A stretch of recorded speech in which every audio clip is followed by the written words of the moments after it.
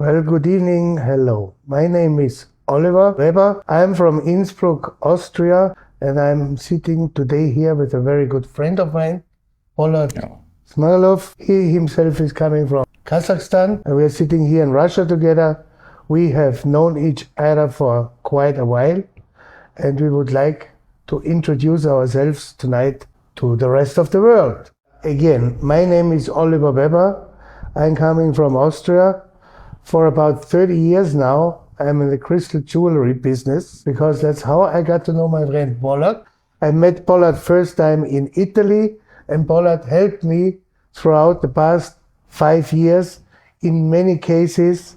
Either it was health-wise, business-wise, or any other questions I ever had, I could take to my good friend Bolata. I think we should start to introduce Bolata a little bit to the rest of you, and therefore I would like to ask Bolata.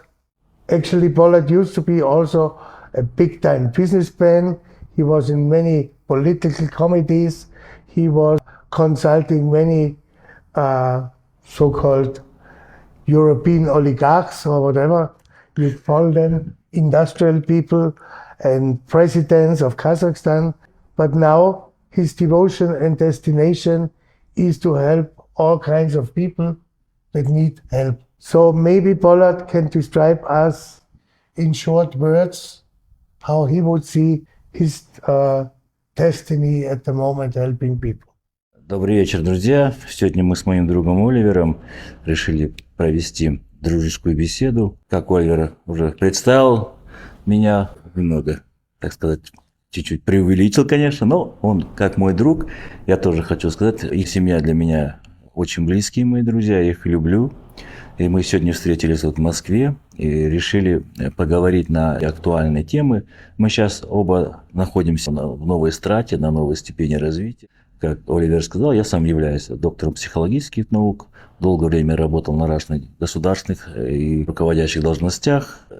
Занимался определенным и бизнесом, и был руководителем определенных компаний. Это определенный этап жизни, который каждый проходит. Сейчас мы находимся на новом этапе. Я рад тому, что именно Оливер сегодня вечером сидит. Я очень надеюсь, что он будет известным писателем, публицистом. У него есть харизма, он сам является лидером по жизни. Он возглавляет одну из крупнейших известнейших компаний, Оливер Вебер. У нас есть общий интерес, те, которые находятся на уровне метафизики. И мне интересно тоже его мировоззрение будущего развития наших стран, народов, людей.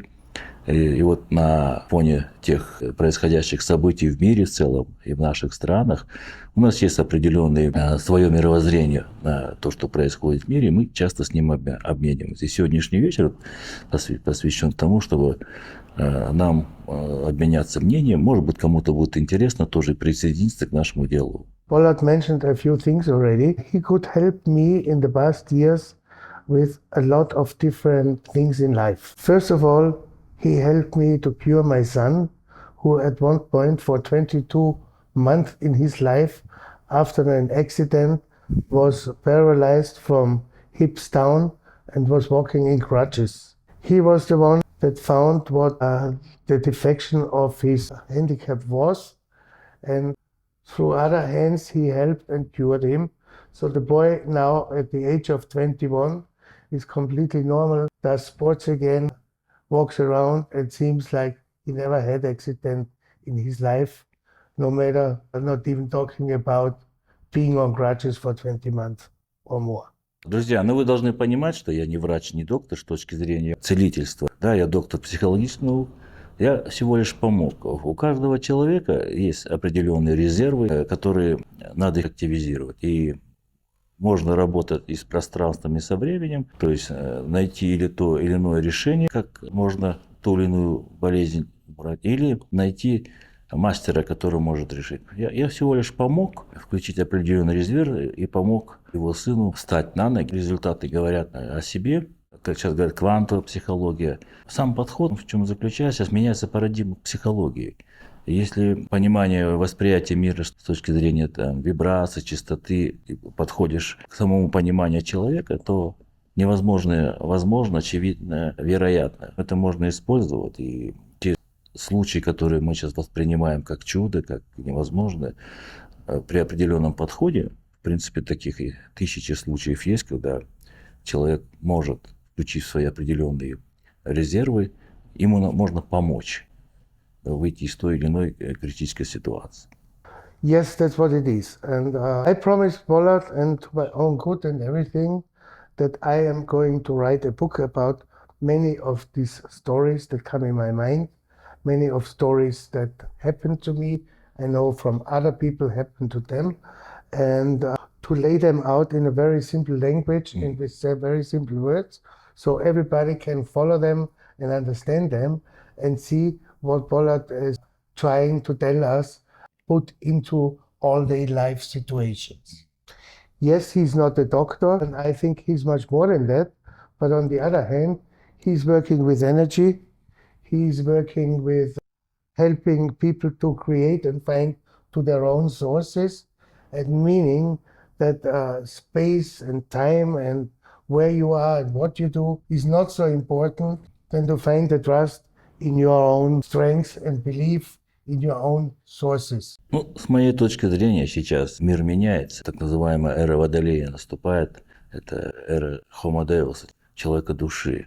Может быть, звучит, конечно, метафизически, но на самом деле, если с точки зрения именно метафизики, психологии посмотреть, мы не до конца понимаем возможности самого человека, его свойств. Мы не понимаем до конца силу мысли, и то коллективное подсознательное, насколько что оно может творить чудеса. Это еще предстоит нам узнать. И в мир цифровых технологий, когда блокчейн, интернет, мы забываем о своем естественном интернете, о том, как работать с мыслями.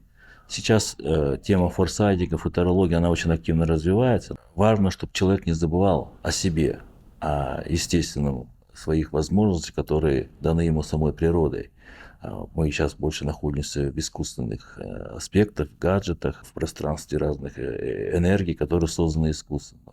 А то естество природы, которое нам дано, она уходит на второй план. И когда ты начинаешь работать с тем, что тебе дано от природы, оно нами рассматривается как чудо. Хотя это то, что нам дано. И мы должны просто определить важность того естества, самого человека и тех возможностей, которые нами созданы. А сейчас мы ценности меняем на цену. И важно вспомнить, мы обесценили простые аспекты, как, допустим, просто вдох и выдох. Мы не придаем значения. Мы не придаем значения многим вещам, которые бесценны. Вот этот критерий для человечества становится критичным. Обмен бесценности и ценности на цену, оно сейчас одна из основных проблем человечества. И те кризисы, которые сейчас случаются в экономике, есть базовый аспект, который приводит к критическим моментам. И это надо сейчас менять. Время пришло, чтобы человек вспомнил об истинных своих ценностях, которые он обладает. Я еще добавить хотел, я очень заинтересован в том, чтобы Оливер написал книгу, потому что история создания его компании, его бренда, история его жизни, она может стать интересным бестселлером для многого юного поколения. И его понимание мира, мировоззрения, да, может помочь многим, особенно сейчас, юному поколению, не потеряться в этой жизни и найти ту дорогу, которая привела бы к успеху. Так же, как Оливер создал успешную компанию, это сейчас она одна из наиболее, и он создал компанию своего имени.